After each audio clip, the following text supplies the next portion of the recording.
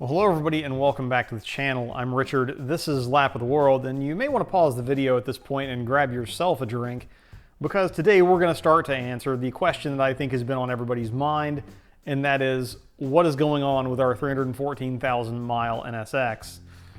Buckle up.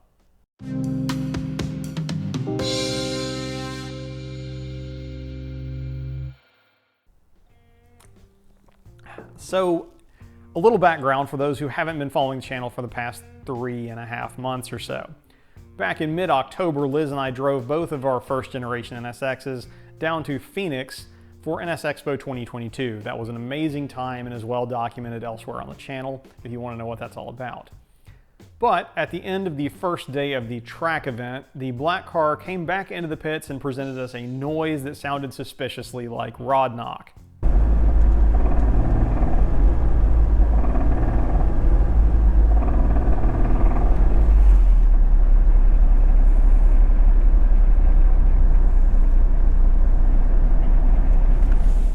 Spoilers, it was. At the time, we had to leave the car in the capable hands at Science of Speed and get ourselves back to Knoxville and back to our kind of daily lives. We also knew from talking to Chris at Science of Speed that it was going to take them a minute to get to the car because they had several projects in flight at the time before they were going to really be able to get stuck in on our very unplanned car that we had deposited in their laps at the time. They've been awesome through the whole process, but that is where we left it, I believe, last time. Car probably broken, left at Science of Speed. That brings us to a few weeks ago, after the team there had actually been able to kind of do a little bit more initial diagnosis before taking any further steps. And Chris jumped on a call with me to talk about what they had found, and I'll let him tell that story here. Just to kind of recap, the suspicion that you had is correct. There is rod knock, well, what is most likely rod knock. Definitely bearing failure. We found bearing particulates in the oil, so that's definite. As far as why it's failed, I would suspect the mileage and track use has a part in it. That being said, the NSX bearings, if they're supplied, proper amount of oil, they've proven to be quite durable. So I suspect there's probably, outside of the mileage on the car, there's probably circumstances, whether it's like failing oil pump. Or what could have happened is, the NSX does suffer from oil starvation on bank corners, especially if, stickier tires are used. So it may have been like, the outer shell of the bearing may have been compromised in the past. And basically with time, degradation of the bearing eventually caused it to fail. From our experience in hearing the sound and seeing the amount of particulates, the crankshaft is likely damaged.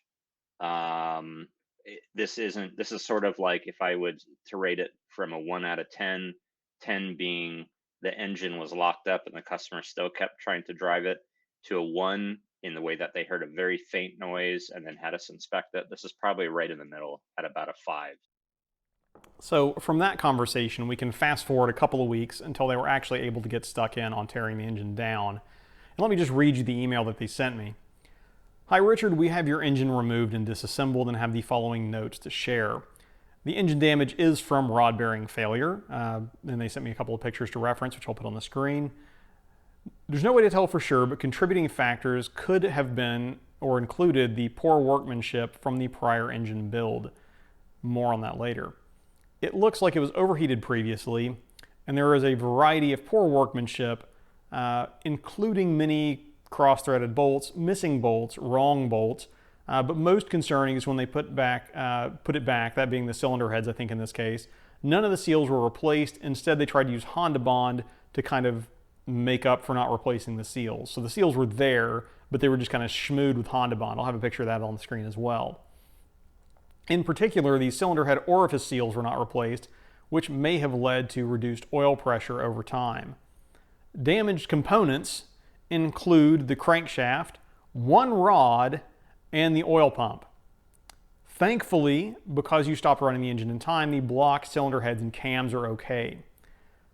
And then we kind of go into some options of where to go from here after that, and some discussion about the, they were validating that the timing belt and water pump appeared to have been changed recently.